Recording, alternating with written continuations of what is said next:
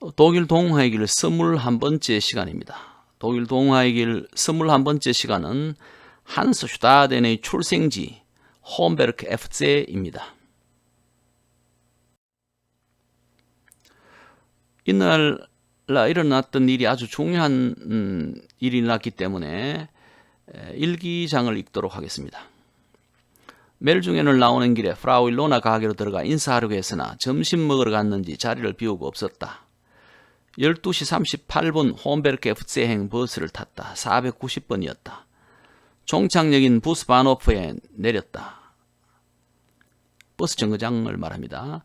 시장 광장에 그림 동화 브휘들켄 und 슈프레스텔켄 동상이 있었다.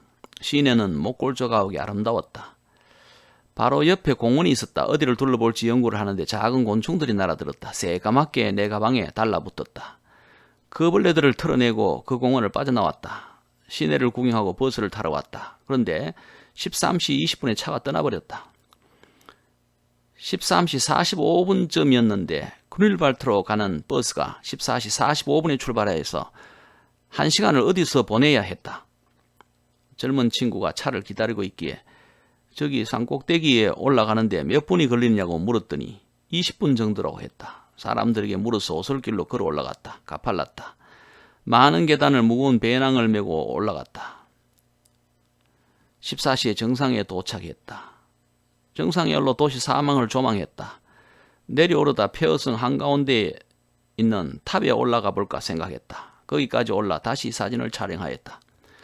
시간을 보니 14시 20분이었다. 25분 만에 내려가야 했다. 뛰었다.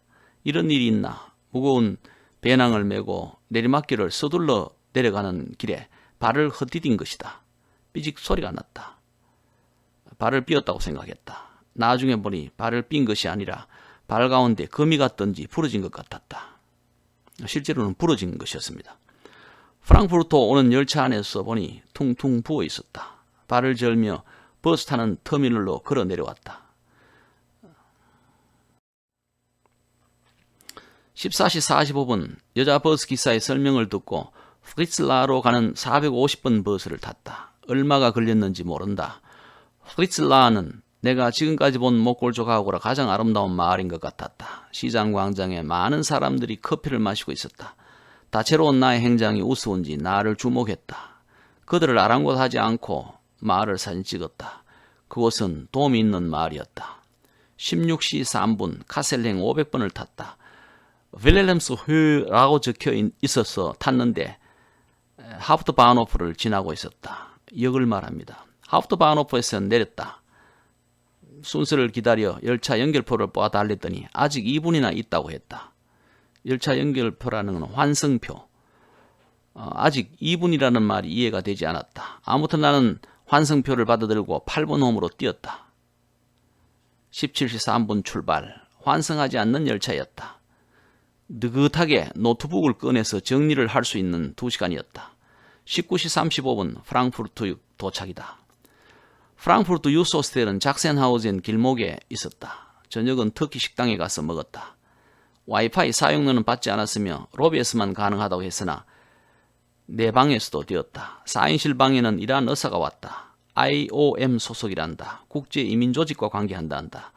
여러 곳에 사진을 보내고 사진을 정리하여 이쪽 저쪽에 담고 룸메이트와 대화를 나누고 12시간 넘었다. 7월 7일 새벽 1시에 자서 아침 5시에 일어났다. 카톡을 보내고 6시 반에 세수를 끝내고 웨머 광장으로 산책을 나갔다.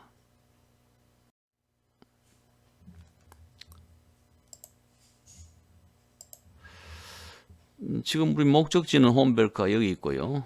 출발지는 멜중엔입니다. 여기서 일단 일로 갔어요. 그 다음에 다시 프리츠라라는 곳으로 이동하고 그 다음에 다시 카셀로 그 다음에 프랑크푸르트로 가는 그런 여정이었습니다. 발이 부러진 채로. 여기는 버스 정류장이 여기고요. 버스 정류장이 여기고 여기가 이제 구시가지입니다. 여기가 구시가지고 이 위가 이제 폐허성이 있는 그런 곳입니다.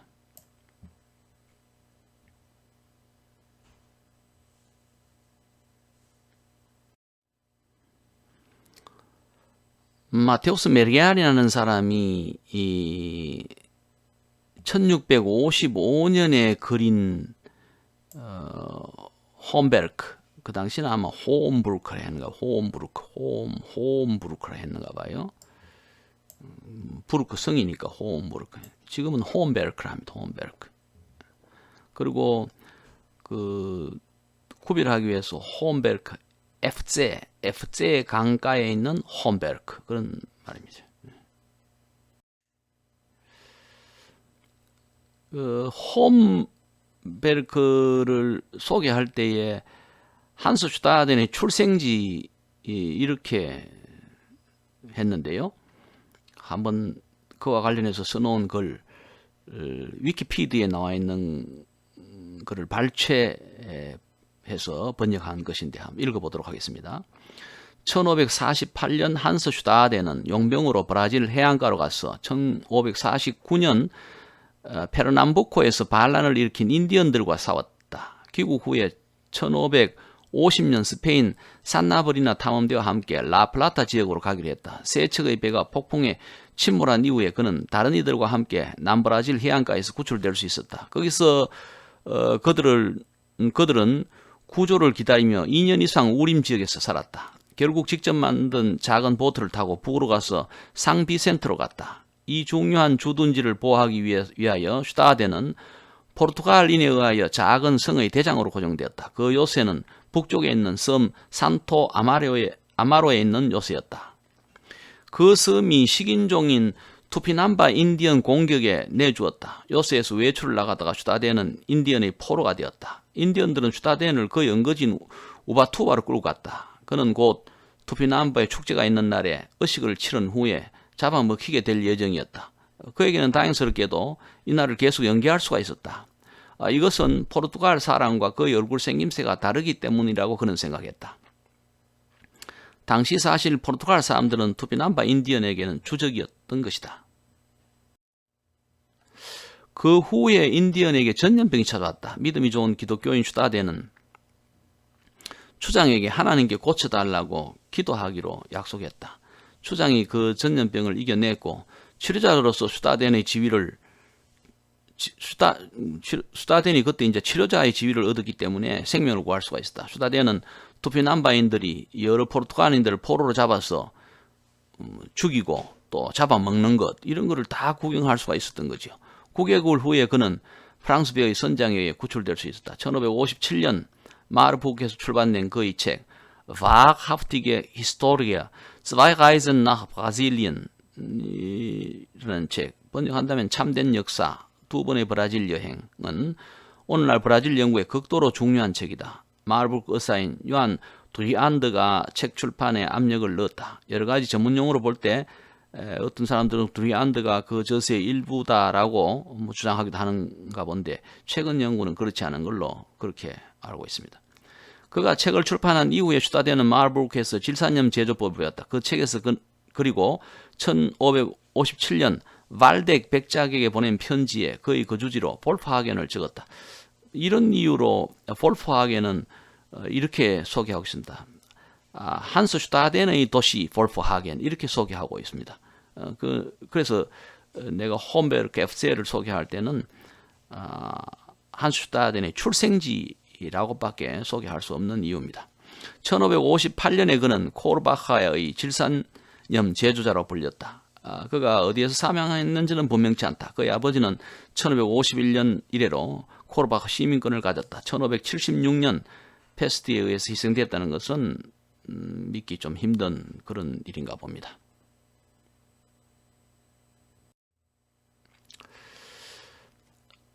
여기는 버스 정류장인데요. 이 버스 정류장 유리창에 이렇게 검은 까마귀를 이렇게 그려놓았습니다. 우리는 까마귀를 흉조로 이렇게 보는데 독일은 그렇지 않은 것 같습니다. 동화 7마리 까마귀가 결국 그 사내 아이들, 남자 아들들이 그 마법에 의해서 이렇게 까마귀로 변신했기 때문에 흉조로는 보지 않는 것 같습니다. 여기에 붙어 있는 버스 정류장이죠. 버스 바너프에 붙어 있는 그 시간표인데요. 그 독일에서 시간표를 보실 때에 이 F하고 S를 잘 보셔야 됩니다. 그 F는 Ferien, 그러니까 방학할 때에는 이 시간에 운행되는 그런 거고, S는 Schule, 인대 슐레, 그러니까 학생들이 학교에 다닐 때에 그때에는 이 S자가 붙죠. 이때는 학생들이 다니는 때고, F자가 붙은 건 학생들이 안 다닐 때에 다니는데, 내가 이 시간표를 보았는 거죠. 이 시간표에 맞추려고 뛰어내려오다가 결국 발을 부러뜨린 거였어요. 결국 크닐발트로 가지 못하고 프리츠라로 가게 되었죠.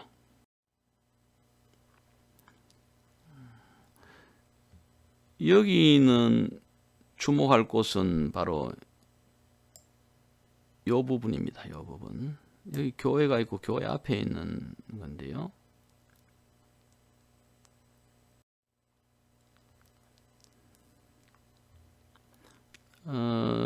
다음에 여기서는 이 건물이 아주 아름답지요. 그 다음에 요 뒤에 베젠프라우라는 거 있습니다. 여기도 보이죠. 이것을 한국에서 이 동화를 뭐라고 번역해놨는지는 잘 모르겠습니다.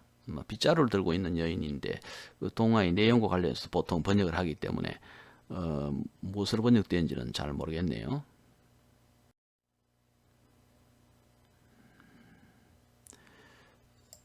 이 부분을 주의해서 보셔야 됩니다.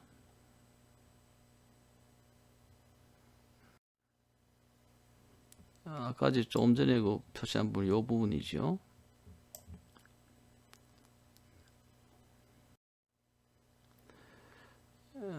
일곱 마리 까마귀라는, 까마귀로 번역된 그런 동화이죠. 우리나라에서 일곱 마리 까마귀로 번역됐습니다. 그 남자 사내 아들만 7명이 있었는데 그 이후에 그 여동생이 태어나니까 우물에 물을 길러, 세례받기 위해서 우물에 물을 길러 갔는데 서로 물을 길려고 7명의 형제들이 다투다가 두레박을 빠뜨린 거지, 우물에. 그래서 그 심부름 보내서 안 오니까 그 아버지가 에이 까마귀로 바뀌어라 이렇게 저주를 했는데 그만 막 까마귀로 바뀌었어. 그 이후에 이 누이 동생이 자라면서 그 오빠에 대한 얘기를 알고 결국 그 마법의 성으로 들어가서 그 오빠들을 구출해내는 그런 이야기죠. 떠날 때 물론 오빠들이 기억할 수 있는 반지를 갖고 떠나고 그 성문을 여는 그 마법의 성에 가서 여는 것이 닭발이었는데 닭발을 잃어버리는 바람에 자기 손가락을 결국 칼로 베어내고 닭발처럼 해서 뭐 문을 열고 들어가서 그 오빠들을 만나서 구출해낸 얘기, 그런 얘기가 바로 7마리 까마귀입니다.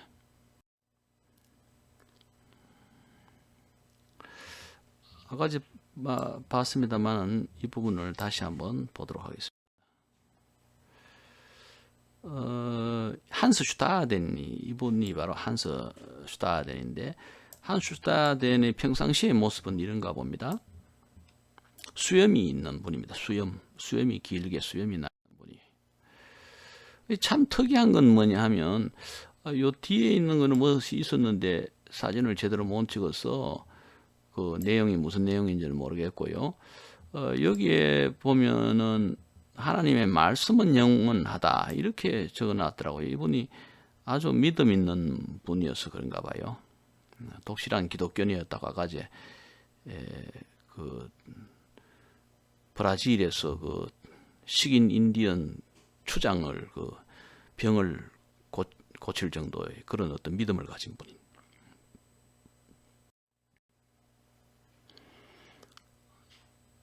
독일에서 뭐 유럽 다른 곳에서도 마찬가지지만 유리창을 보시면 이 전부 십자가로 되어 있습니다. 이 유리창에.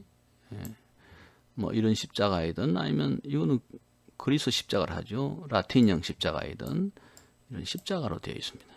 이건 라틴형 십자가이죠. 이것도 십자가입니다. 그래서 교회에 가보면 조형물 중에 이런 십자가로 된 것도 있습니다. 이거는 그리스어로 T를 타오라고 하기 때문에 타오형 십자가라 이렇게 얘기합니다.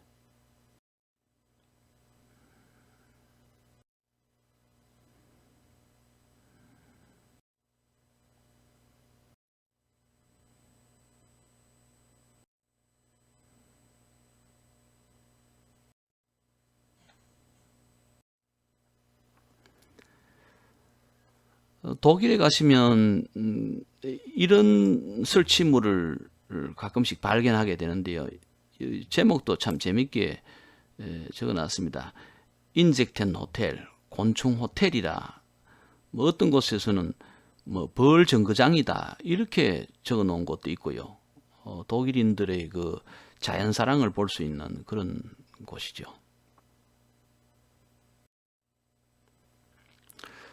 홈페르케프스에 가니까 이렇게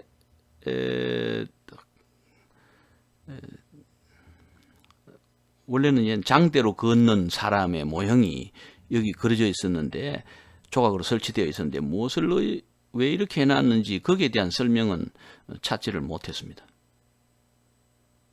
버스 정류장 앞쪽입니다.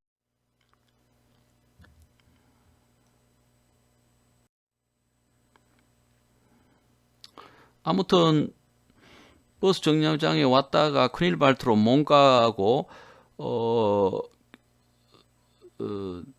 다시 이제 그 폐허성 쪽으로 올라가는 길입니다. 이런 길을 거쳐서 이런 굴다리를 거쳐서 가게 되는데 요 내용을 잠시 뒤에 보도록 하겠습니다. 호헨부르크에 대한 설명. 한때 호헨베르크 기사들이 살던 곳으로 30년 전쟁에서 폐허가 되었다. 1936년부터 남아있던 성의 담장들을 일부 복구하였다. 그 후 폐허성은 부르크베르크 게마인데라는 사단 법인이 보살피고 있다. 건축물에서 가장 중요한 것은 150m로 독일에서 가장 깊은, 실제로 뭐 세계에서 가장 깊은 이렇게 소개해 놓은 것도 있더라고요. 현무암 우물이 있는 그 브룬넨하우스이다. 그곳에서 볼 것이 그런 것이다 이 말이죠. 역사가 나와 있는데 780년부터 그 위에 성이 있었다고 이렇게 되어 있습니다. 그 위에서 찍은 사진들입니다.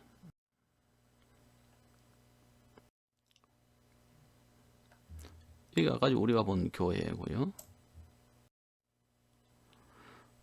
그 위에 모습입니다. 폐허성 위의 모습.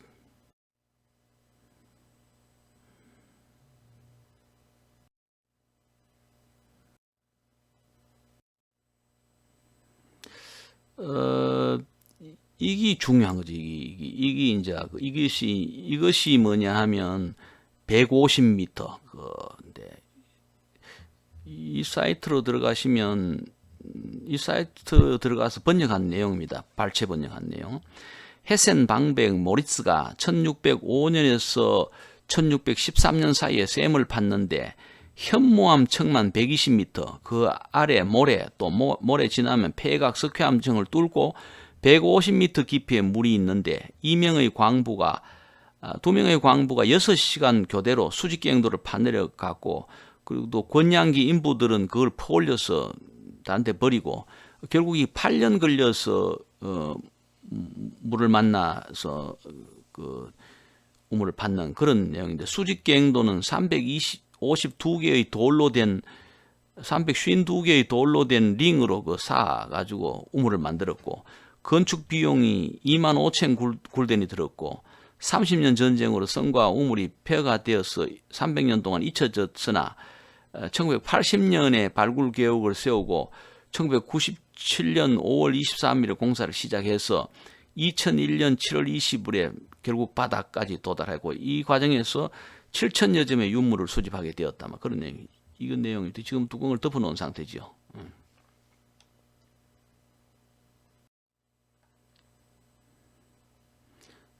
뭐 이 성에 오면 이 성이 두껍기 때문에 젊은 애들은 이렇게 올라가서 이렇게 아마 내가 사진 찍으니까 날 보고 찍어 달라는 듯이 이렇게 소리치고 있습니다.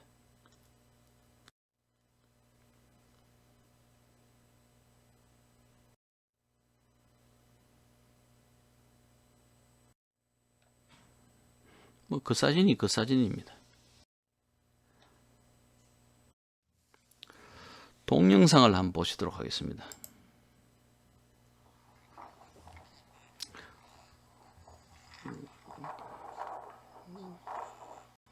그 스페어 성에 있는 탑 위에 올라가서 시내를 조망하면서 찍은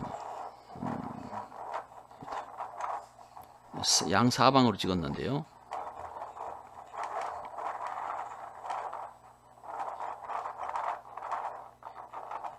그날 바람이 많이 불었네요.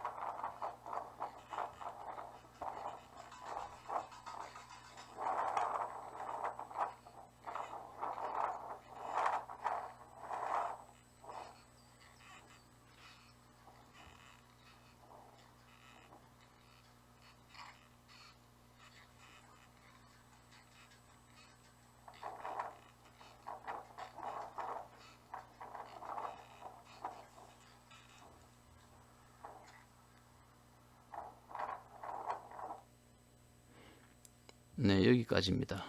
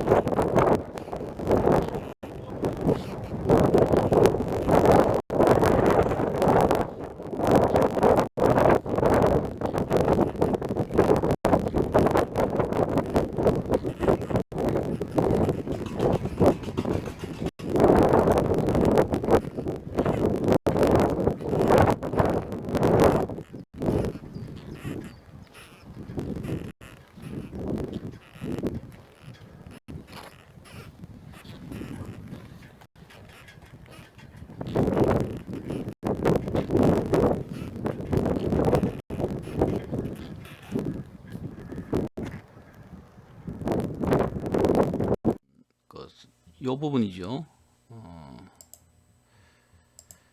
이 부분을 특별히 확대해서 찍었습니다. 여기 있는 내용을 번역하면 약 1525년 홈베르크에서 태어난 한스 슈타데는 1548년과 1555년 사이에 포르투갈 용병으로 근무하면서 남미 브라질입니다. 두 번 여행을 갔다가 일시적으로 식인종 인디언의 포로가 되기도 했다. 1557년 필립 방백을 위하여 여행 보고서를 썼다. 그 책은 오늘날도 여전히 민속학적 중요한 가치를 지닌 브라질 연구에 굉장히 중요한 가치가 있는 책이라고 합니다. 여기까지가 바로 21번째 도시 홈베르크 FJ였습니다. 홈베르크 FJ는